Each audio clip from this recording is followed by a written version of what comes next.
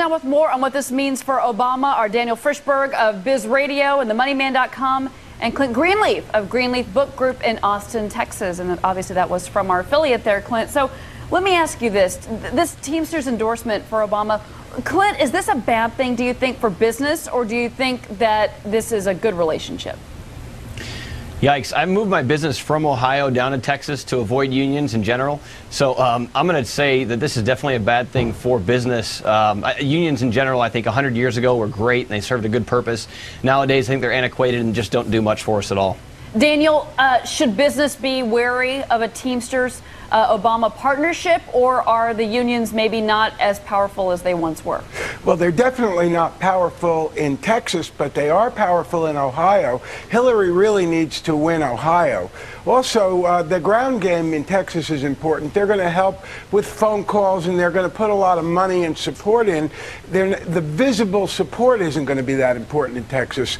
But Ohio, it's going to be very important, and if he beats her in Ohio, that may be the end of it. One of the things that both candidates, both Senator Clinton and Senator Obama, have said is, you know, that it's about free trade, it's about jobs going overseas. They want to stop that. They want to revisit North American free trade.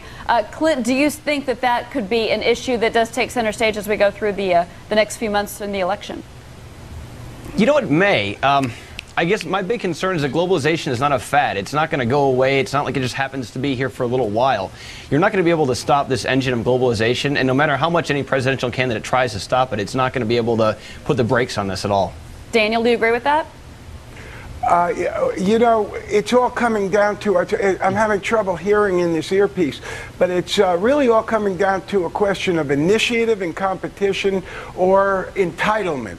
And picking up the unions, Obama's getting backed into a corner where he's really going to have to be supporting seniority and entitlement over initiative. He obviously has a lot of initiative himself, but he's getting put into a position where that's what the fight's going to be about when he's against McCain. So, Daniel, you think that this is dangerous for Senator Barack Obama as far as the unions go? He's going to be indebted to them if he does win in November, wins the Democratic nomination, wins in November.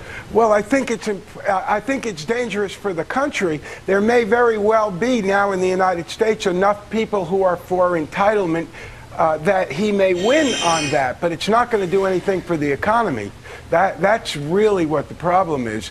I don't know, 20 years ago we had an economy like that, and we've spread competition and lower taxes around the world. Every place that has adopted it is beating our stock market, beating us in business, and another couple of years of going the other way, and we may learn our lesson again and get another 30 years of pro-business policy. All right, well, we shall see. Daniel Frishberg here in New York, Clint Greenleaf in Austin, Texas. Thanks, guys. We appreciate it. The official radio station of capitalism, the Biz Radio Network.